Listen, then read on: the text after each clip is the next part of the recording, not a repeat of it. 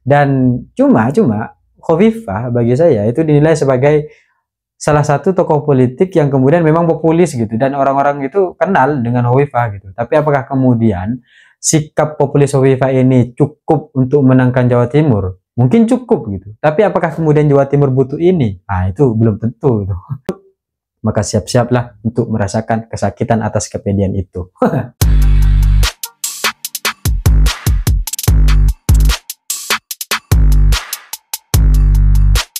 Hai korban ghosting. Dalam kehidupan, kepercayaan diri kadang menambah semangat kita untuk terus berjuang dan menggapai apa yang kemudian menjadi mimpi, harapan, dan cita-cita dalam kehidupan kita. Hal ini sama seperti Khofifah yang percaya diri bahwa dia akan memenangkan salah satu kontestasi pemilu, yaitu Pilkada di Jawa Timur 2024.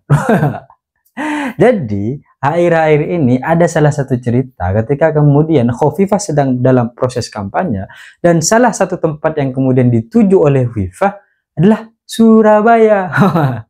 Kita tahu bersama bahwa Surabaya adalah kandang banteng, yang kemudian hasil pileg kemarin dari KPU Surabaya itu menunjukkan bahwa dari 33 kecamatan, 22 itu dimenangkan oleh PDIP gitu.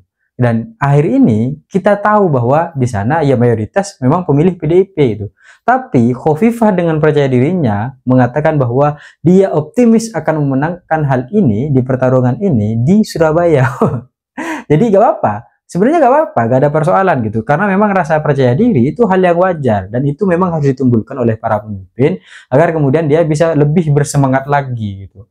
Tapi kepercayaan diri ini ternyata diukur dengan antusiasme warga yang kemudian hadir ketika Khofifah ada gitu. Siapapun orang-orang ketika kemudian melihat tokoh di tengah jalan, gitu kan, selebritis, artis, tokoh politik gitu.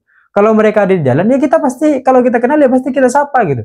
Dan di Jawa Timur, siapa yang gak kenal Khofifah gitu? Ya dia mantan gubernur, ya tahulah siapa itu Khofifah gitu. Tapi kalau kemudian akhirnya dia bersama Risma, ya belum tentu Khofifah akan menjadi yang utama. Kan begitu intinya. Karena akhirnya Khofifah merasa pede, ya karena disambut saja oleh berbagai macam kalangan warga yang kemudian ada di sekitar ketika Khofifah melaksanakan kampanye. Ya hal itu hal yang wajar, tidak ada yang kemudian istimewa atau luar biasa gitu. Kecuali orang-orang yang kemudian ada di Kediri sampai datang ke Surabaya untuk sekedar bertemu Khofifah misalnya. Ya mungkin itu hal yang luar biasa gitu. Karena dia perlu effort untuk akhirnya sampai di Surabaya. Tapi ini enggak gitu. Ya biasa aja gitu.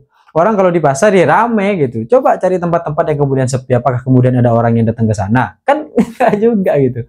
Kita paham bahwa sebenarnya karakter Khofifah ini kan sebenarnya salah satu pemimpin yang akhirnya memang cukup dikenal oleh berbagai macam kalangan, karena beliau selain sebagai mantan gubernur, beliau juga tokoh muslimat gitu. Jadi orang-orang itu pasti ngerti siapa itu Khofifah Indar Parawansa. Pasti tahu gitu. Emil Dardak juga pasti tahu, karena sudah pernah menjadi gubernur dan wakil gubernur. Jadi biasa saja gitu.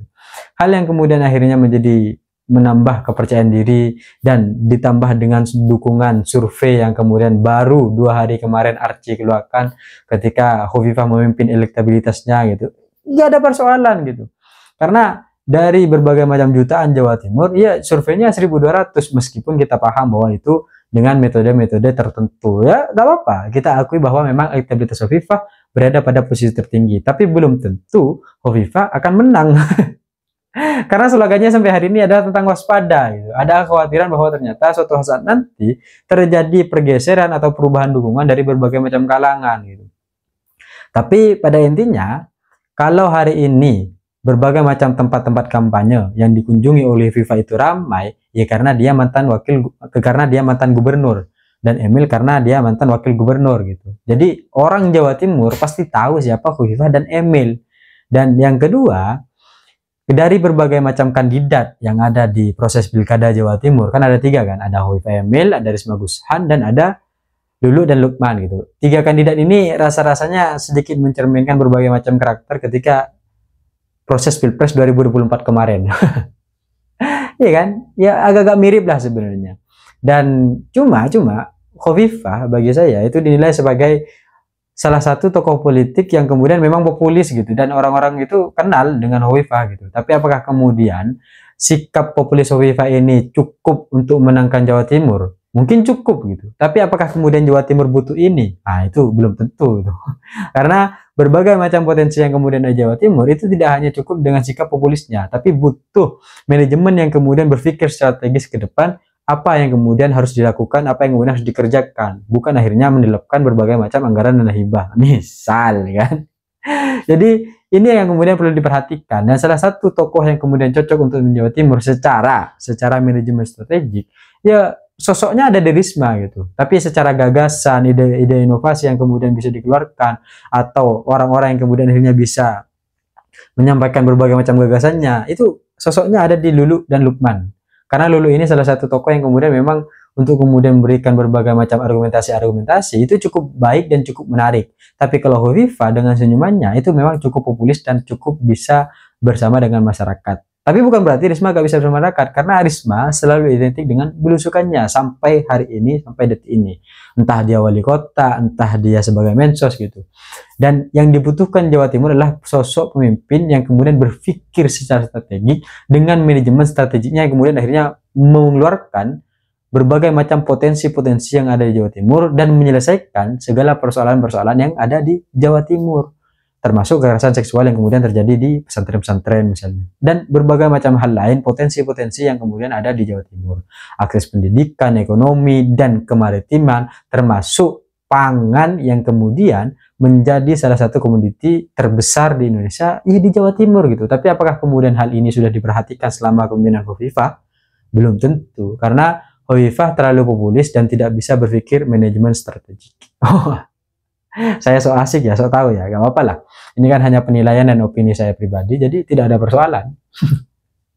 Jadi akhirnya dari berbagai macam persoalan ini, kepedean Hovifah mungkin baik, tapi jangan terlalu pede, karena bisa saja ternyata kepedean itu malah menjadi hal yang menyakitkan. Sama seperti kita ketika ingin mengungkapkan bahwa aku mencintaimu kepada sang kekasih, tapi karena kita percaya diri, karena kita peka sendiri gitu kan, sampai akhirnya ketika kalimat itu diungkapkan ternyata kekasih menolak, maka satu yang kemudian akan didapatkan adalah rasa yang sangat menyakitkan. Maka jangan sampai Hovifah telah pede bahwa dia akan memenangkan proses kontestasi Pilkada Jawa Timur 2024, khususnya di Surabaya, tapi kalau akhirnya ternyata dia kalah dan dia tidak bisa menang di wilayah tersebut, maka siap-siaplah untuk merasakan kesakitan atas kepedean itu.